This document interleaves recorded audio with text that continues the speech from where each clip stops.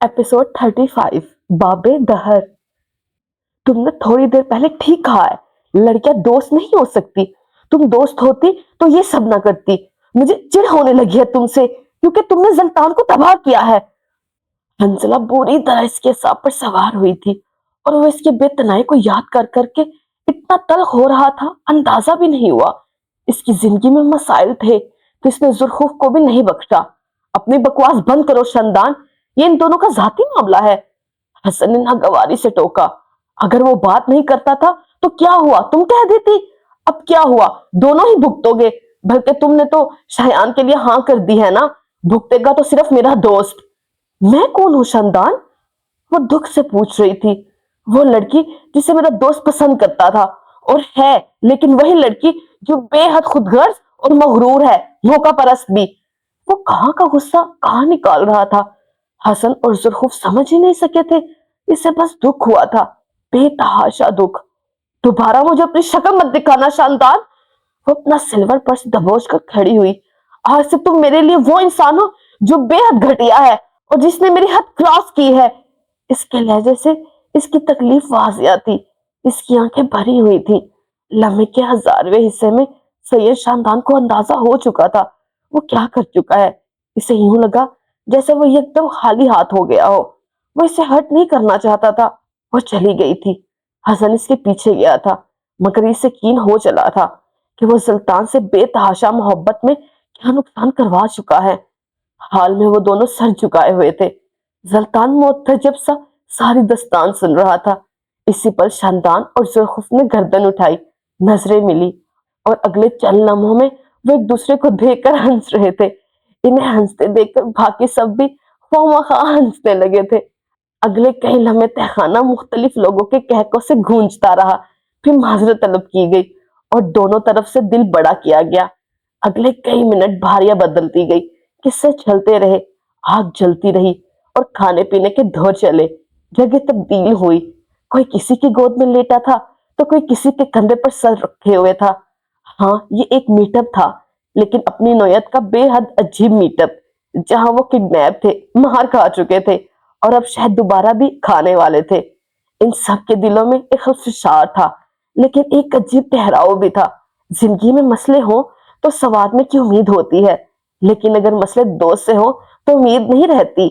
यहाँ बैठे इन 5 लोगों की जिंदगी एक भूचाल से गुजर कर आई थी और वो यहाँ बैठे एक दूसरे को रोस्ट कर रहे थे, हंस रहे थे, तंज कर रहे थे और एक बार फिर एक दूसरे का खाना छीन तान कर खा रहे थे। माजी के किस्से और हाल की कहानियां सुना रहे थे। तहखाना जैसे आबाद हो गया हो, कैद जैसे नेमत बन गई हो। दोस्तों की वापसी बेहद अहम और कीमती शय होती है। 11 जनवरी, वक्त 8 बजे। शानदान, इधर आओ।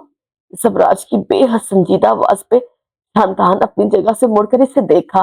वो इसे नजरें चुरा रहा था, हत्ता कि हंजला से भी।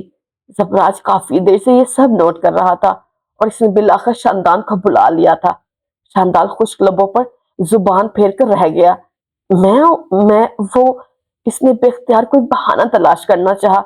तुम आ जाओ चुपचाप, वरना मेरे पास लोग हैं, वो तुम्हें उठाकर यहाँ ला सकते हैं। वह हनूज संजीदा था। शानदान के गले में गिल्टी उभर कर मुअद्दम हुई। सुल्तान इसे मुस्कुराती नजरों से देख रहा था। हसन ने बकायदा तमाम दांतों की नुमाइश की थी, जिसके बदले में शानदान ने इंतहाई मासूमियत और शराफत का मुजाहरा करते हुए इसके पैर पर पैर चढ़ा दिया।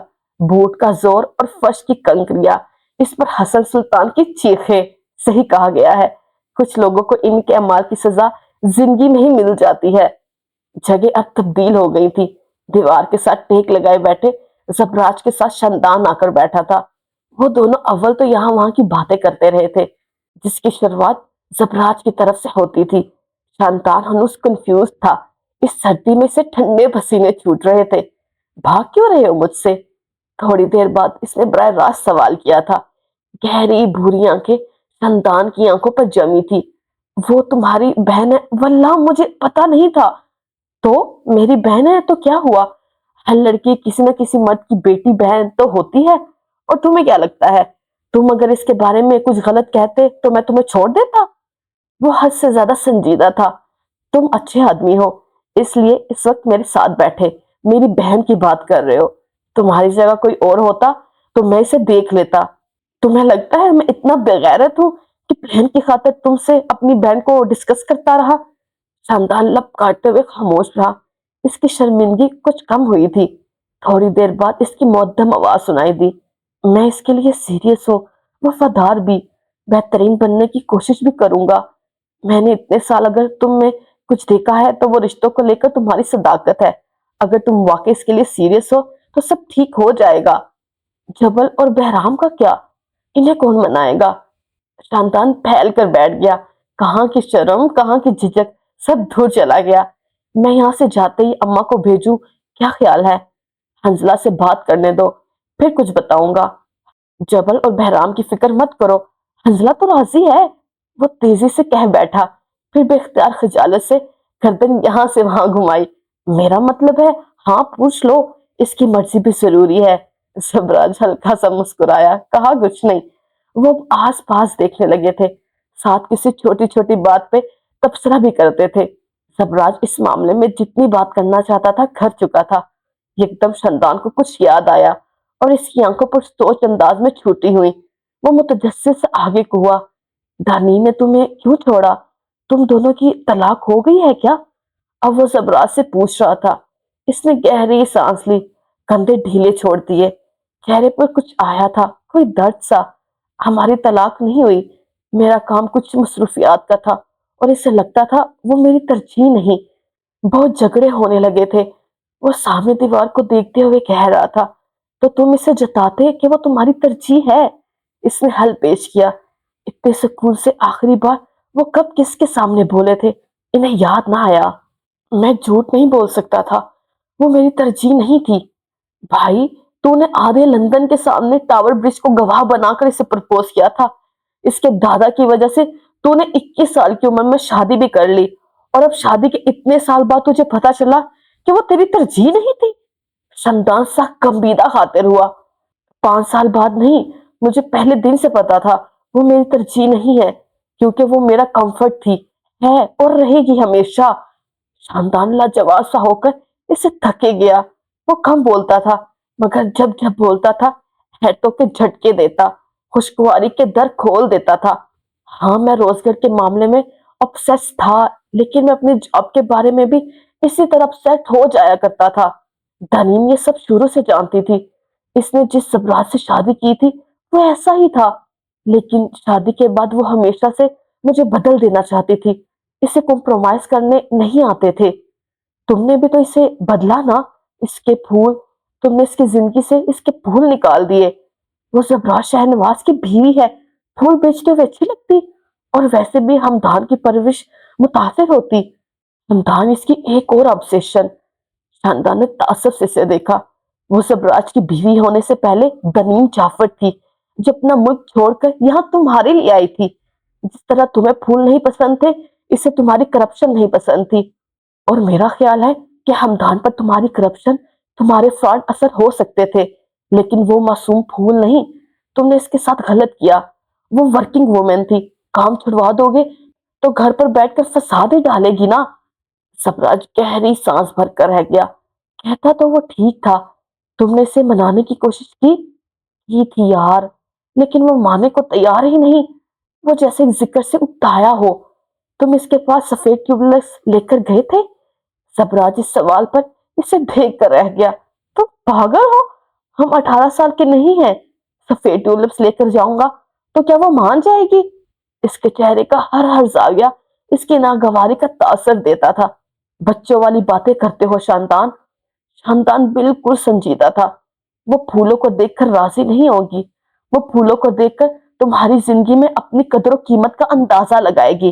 جب بچپن میں ماں باپ ہمیں مارتے تھے یا ہم پر چیختے چلاتے تھے، تب ہمیں مناتے ہوئے وہ ہمارے پسندیدہ شے بناتے تھے یا پھر لے دیتے تھے۔ اس سے ہم خوش ہوتے تھے اور ہمیں معلوم ہوتا تھا کہ ہمارے پیرنٹس کو ہم سے محبت ہے۔ موو آن کرنے میں آسانی ہوتی تھی کیونکہ سامنے والا ہم سے محبت کرتا تھا۔ کوئی انسان چیزوں کا لالچی نہیں ہوتا، ہاں ان چیزوں سے جڑے جذبات کا لالچ سب میں ہوتا ہے۔ It's not it's cringe. زبراج کو خوف ہوئی۔ محبت میں مبتلا ہر انسان کرنج ہی ہوتا ہے، محبت بذات خود کرنج ہے۔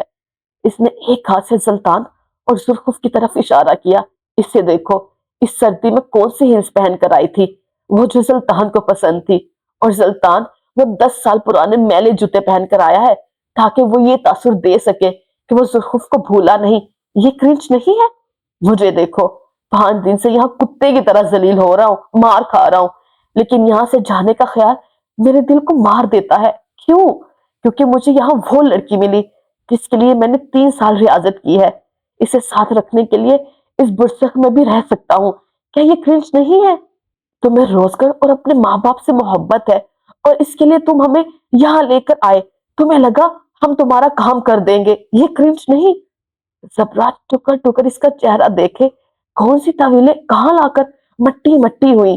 محبت پریکٹیکل لوگوں کے بس کا کام نہیں ہے، اور اگر ہے تو محبت اچھے خاصے پریکٹیکل انسان کو کرنچ بنانے کی صلاحیت رکھتی ہے. محبت شروع ہی وہاں سے ہوتی ہے جب آپ اس دنیا سے انریل ہو جاتے ہیں. اگلی بار اسے منانے جاؤ تو دنیاوی معیار سے ہٹ کر محبت کے معیار پر پورا اترنا. سبراج نے سر ہلا دیا. وہ اتنے عرصے بعد پہلی بار واقعی سوچ میں پڑا تھا. کیا قصور واقعی اس کا تھا؟ اس سے کوئی بات نہ بن پڑی تو چپ رہا. وہ بے وقوف تھا یا شمدان؟ اس وقت اسے یہ اندازہ بھی نہیں ہوا. شمدان اب اس سے ایک مختلف موضوع پر بات کر رہا تھا. زبراج بے دہانی میں جواب دیتا جا رہا تھا. دھیان جیسے بھٹک گیا ہو، دھیان جیسے ٹیولپس میں اٹک کر رہ گیا ہو.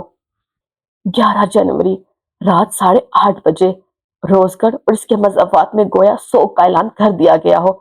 چنگیزوں کی آوازیں تک تک دم ساد لیا تھا. بھلب کے سامنے رقص کرتے ہوئے پروانوں کی رفتار سست ہو گئی تھی. بھیڑیے چپ کا لبادہ اوڑے گھروں کو پلٹ گئے. برف باری رک گئی تھی. دکانیں آج جلدی بند ہوئی. گھروں کی بتیاں نہ جانے کیوں گل ہو گئی. ہر کوئی جیسے اس حقیقت سے منہ موڑ لینا چاہتا تھا کہ روزگار کو مات ہوئی تھی، تاریخی مات، جس میں مخرف اس کے اپنے تھے. ہسپتال کے سفید فرش پر خون کے سرخ دھبے واضح تھے، اتنے واضح کہ انہیں دیکھ کر کسی کا کلیجہ کٹ سکتا تھا. انہیں نشانات کا تعاقب کرتے نظر اٹھا کر دیکھو تو ایک کمرے میں 3 بستر لگے تھے، جن میں سے ایک پر عیسیٰ نیم دراز تھا اور دوسرے پر بہرام بیٹھا تھا.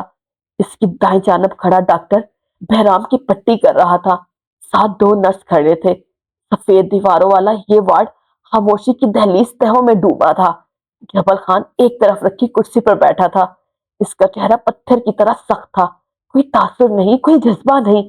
وہ خاموشی سے اپنے دونوں بھائیوں کو گولیوں سے گھائل دیکھ رہا تھا. تھوڑی دیر بعد ڈاکٹر پٹی کر کے چلا گیا تھا. جبل اپنی جگہ سے اٹھ کر بہرام کے پاس آیا. اس کے بازو کو دھیرے سے چھوا. تم ٹھیک ہو بہرام؟ تمہیں میری پرواہ کرنے کی ضرورت نہیں ہے جبل خان. جاؤ جا کر ایجنٹ کی غلامی کرو. وہ پھنکارا. ڈاکٹر نے کہا ہے اس بازو سے زیادہ کام مت لو، اور میں کہہ رہا ہوں اپنے دماغ سے زیادہ کام مت لو. اس نے بہرام کے بال درست کیے. اس کا چہرہ تھپ تھپایا. بڑوں کی باتیں ماننی چاہیے بہرام.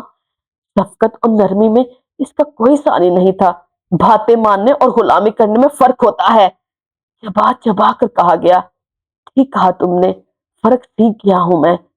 بہرام تیش کے عالم میں اپنی جگہ سے اٹھا تھا، مگر جبل اس کے سامنے دیوار بن گیا. اس نے آگے سے گزر جانا چاہا، مگر جبل نے بازو آ کیے، پھر خود اسے ہاتھ سے کھینچ کر گلے لگایا. بہرام جھٹ پٹایا، مگر جبل اسے سینے سے لگائے کھڑا رہا. وہ بچپن سے اسے اسی طرح منانے کا عادی رہا تھا. مجھے معاف کر دو یار. بہرام کی ہر مزاحمت تھم گئی. میں غلط تھا. ہونٹ کاٹتے ہوئے اس نے بازو جبل کے گرد پھیلا دیے. مجھے معاف کرنا بہرام، مجھے معاف کرنا. میں ہرگز ہرگز ایجنٹ اور اس کے دوستوں کو یہاں سے جانے نہیں دوں گا جبل. اس کے لہجے میں چٹاکوں جیسی سختی تھی. میں زبراج کو معاف نہیں کروں گا. میں ان لوگوں کو یہاں سے جانے نہیں دوں گا، مر کر بھی نہیں. جو تم چاہو گے وہی ہوگا. جیسا تم کہو گے ویسا ہوگا. میرے بھائی تم ہو، زبراج نہیں. وہ دھیرے دھیرے سے تھبک رہا تھا. بہرام واقعی پرسکون ہونے لگا تھا. جبل ساحر تھا، ایک بار پھر اپنا سحر پھونک رہا تھا. تم نے مجھے چھوڑ کر ایجنٹ کا ساتھ دیا. وہ جیسے شکوہ کر رہا ہو. تمہیں چھوڑ کر اس کا ساتھ دیا، غلط کیا. میں نے تو کوئی اتنی بڑی غلطی بھی نہیں کی تھی. تم نے میرے لوگوں کو، میرے بھائی کو میرے خلاف کیا. غلط کیا، بہت غلط کیا. جبل خان اعتراف کرتا چلا گیا۔ اسی پل دروازہ کھول کر ایک میل نرس اندر داخل ہوا۔ بہرام کی اس کی طرف پشت تھی اور اس کے ہاتھوں میں ایک انجیکشن تھا۔ جبل نے ایک ہاتھ کے اشارے سے اسے قریب بلایا۔ عیسیٰ تیزی سے اپنے بستر سے اٹھا تھا، وہ جیسے جبل کو اس کام سے باز رکھنا چاہتا ہو، مگر وہ سرمئی آنکھوں کا ٹھنڈا تاثر عیسیٰ کو منجمد کر دینے کو کافی تھا۔ وہ اپنی جگہ بیٹھے بیٹھے برف ہوا۔ تم نے مجھے چھوڑ کر اسے چنا، تم بہرام کے الفاظ اس کے لبوں میں ہی رہ گئے۔ کوئی نکیلی شے اس کے کندھوں میں پپست ہوئی تھی۔ یہ درد نہیں تھا، یہ بے تباری تھی جو آج کل روزگار کی خاک تک میں شامل ہو چکی تھی۔ اس کی زبان کو لگنے والا لقوہ بھائی کی طرف سے ہونے والے وار کی وجہ سے تھا۔ جبل نے دھیرے سے اسے خود سے الگ کیا۔ میں نے جن کا حکم مان کر واقعی غلط کیا۔ میں بھول گیا تھا تخت میرا ہے اور اس میں کوئی حصے داری نہیں ہوتی۔ اس نے بہرام کو واپس بستر پر بٹھایا، اس کے کندھوں پر ہلکا سا دباؤ ڈالا۔ وہ بستر پر گر گیا تھا، اس کی آنکھیں بھاری ہونے لگی تھی۔ اسے جبل خان کی آواز واضح سنائی نہیں دے رہی تھی، بس ایک بے یقینی تھی جو کوڑے کی مانند جسم پر برس رہی تھی۔ وہ نیم آنکھوں سے اسے دیکھ رہا تھا۔ تم آرام کرو، ایجنٹ قید میں رہے اور روزگار کو جبل سنبھال لے گا۔ میری صلاحیت پر یقین رکھنا۔ وہ بہرام کو تسلی دینے لگا تھا۔ عیسیٰ ٹکر ٹکر اپنے بڑے بھائی کا ایک الگ روپ دیکھ رہا تھا۔ یہ کوئی بے حد مختلف انسان تھا۔ آنکھوں کے خنودگی میں جانے سے قبل بہرام نے جو محسوس کیا وہ دھوکا تھا۔ کوئی اس کے بازو جکڑ کر بستر سے لگا رہا تھا اور وہ بے بس تھا۔ کوئی اس کے پیروں کو بستر کے ساتھ باندھ رہا تھا۔ وہ بے حس و حرکت تھا، شل سا۔ بھائی کا خیال رکھنا عیسیٰ، میں جلدی واپس آ جاؤں گا۔ بستر پر بے حس و حرکت بیٹھے ہوئے وجود کو ہدایت دی اور وہاں سے چلا گیا۔ اسے یقین تھا اس کی ہدایت پر عمل ہوگا۔ اسے یقین تھا اب وہ ہر میدان میں فتح یاب ہوگا۔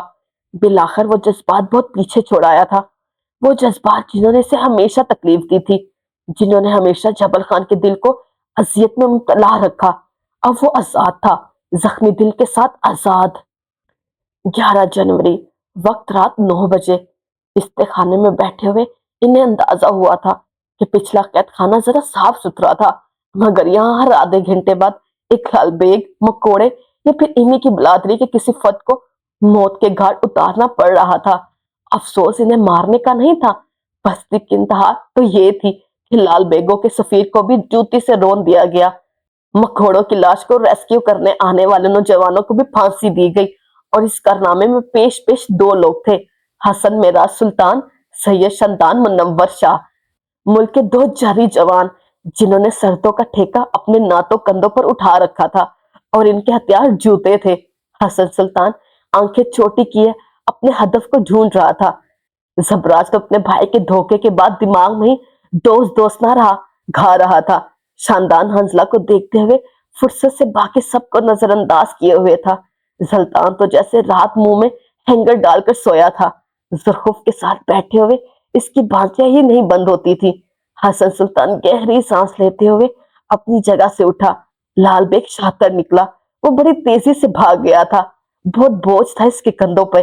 اب وہ بولے نہ تو بیچارہ کیا کرے۔ کیسی ہیں آپ ڈاکٹر صاحبہ؟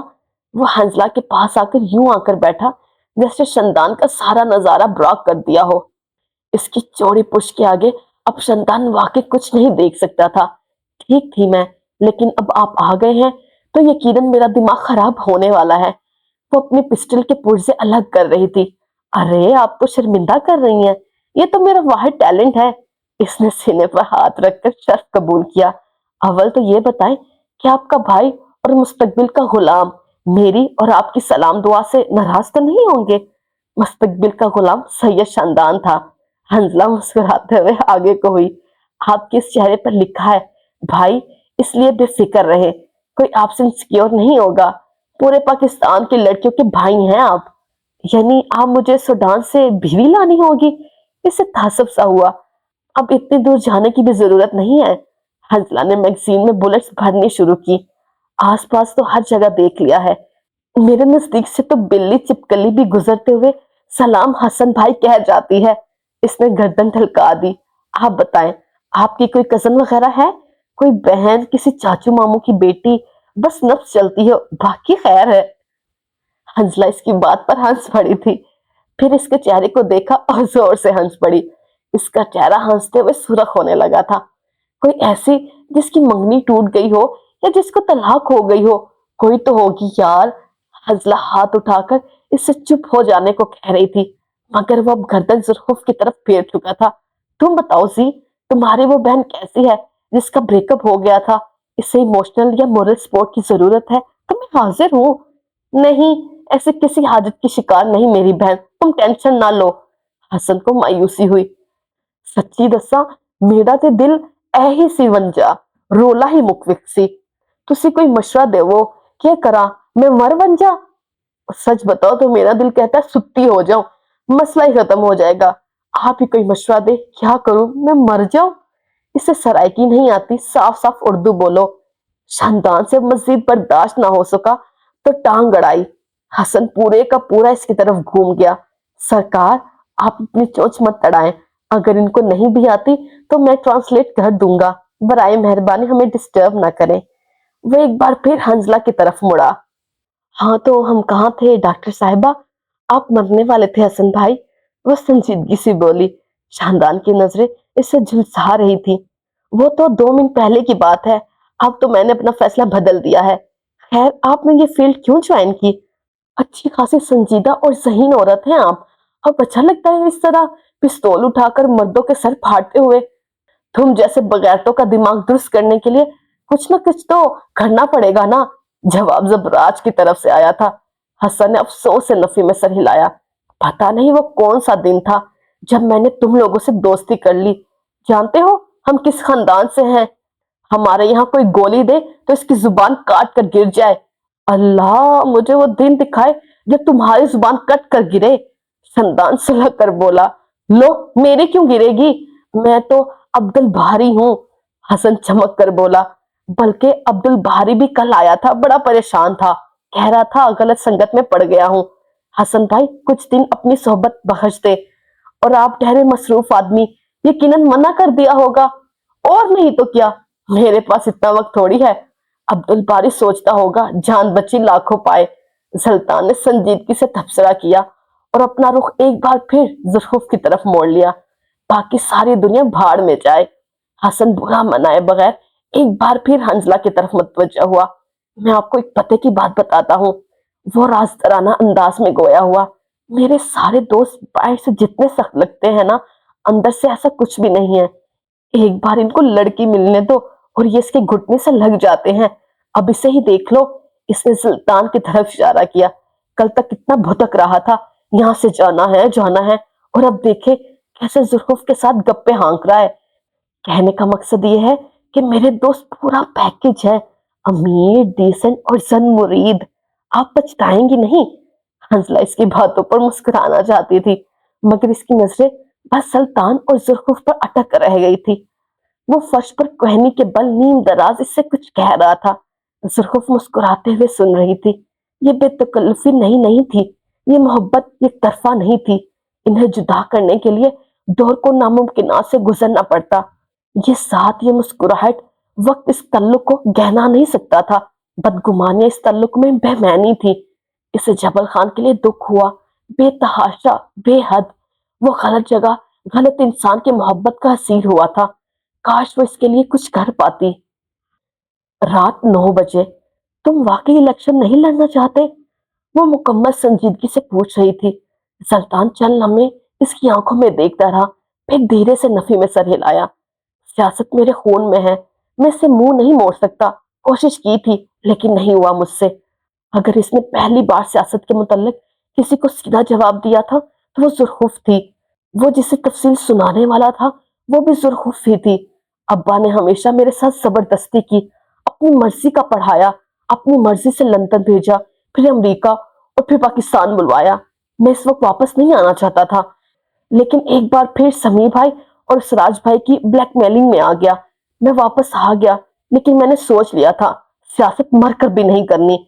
वो मध्यम आवाज में कहता जा रहा था। लेकिन इलेक्शन हुए तो ना चाहते हुए भी मैंने कागजात नामजदगी जमा करवा दिए। अब्बा को जैसे मौका मिल गया हो। समी की गिरफ्तारी के बाद इन्होंने सारा बोझ मुझ पर डाल दिया, मुझसे पूछा भी नहीं। इस बार वो चाहते थे کہ میں دوبارہ الیکشن لڑوں۔ چچا صاحب پارٹی کی طرف سے وزیر اعظم کے لیے منتخب ہونے والے تھے اور میں وزیر اعلیٰ، سب ابا کی مرضی۔ اور تلخی سے بولا، وہ تمہارے ابا ہیں سلطان، انہوں نے تمہارا بھلا ہی سوچا ہوگا۔ وہ رسان سے بولی۔ سلطان دھنزیا مسکرایا، ایک تو یہ اماں ابا کو بڑی چھوٹ ملی ہوتی ہے، تمہارے ماں باپ ہے بنا، ہم تمہارا برا چاہیں گے؟ ٹھیک ہے آپ برا نہیں چاہیں گے، لیکن آپ کے فیصلے اولاد کے لیے برے ہو سکتے ہیں، جسٹ ایکسپٹ اٹ۔ وہ جھلا گیا۔ ابا سے غصہ تھا، میں ہرٹ بھی تھا، مجھ پر حکم تھوپ کیوں رہے تھے؟ ان کو مجھ سے پوچھنا چاہیے تھا، بیٹا سلطان تم کیا کرنا چاہتے ہو؟ میں کہتا ابا پینٹنگ۔ وہ کہتے ٹھیک ہے بیٹا، لیکن میری خواہش اور ضرورت ہے کہ تم سیاست میں آؤ۔ تب میں سوچتا ابا کی محبت میں پگھل جاتا، تب میرا سیاست میں آنا ابا سے محبت اور بیٹے کا فرض ہوتا۔ لیکن جو سب کچھ وہ کر رہے ہیں وہ دھمکی، بلیک میلنگ اور ناجائز ڈیمانڈز ہیں، اور سلطان سفتر کٹ کر گرے گا لیکن ان بلیک میلنگز میں نہیں آئے گا۔ ابا شاید جانتے نہیں ہیں مجھے، لیکن مجھے تو لگتا ہے تم بلیک میل ہو چکے ہو۔ وہ مسکراہٹ دبا کر بولی۔ جاری رک جائے، آپ نے اس ویڈیو کو لائک کیا؟ نہیں کیا نا تو پلیز لائک کر دے، اور چینل کو سبسکرائب کیا؟ وہ بھی نہیں کیا ہوگا یقیناً، تو وہ بھی کر دے پلیز۔ اور اینڈ پہ کمنٹ کیا آپ نے؟ نظر آ رہا ہے آپ نے کمنٹ نہیں کیا، تو وہ بھی کریں تاکہ پتہ چلے یہ ویڈیو کہاں سے دیکھی جا رہی ہے۔ ٹیک کیئر، اوکے، اللہ حافظ، take care, ta-ta, bye bye.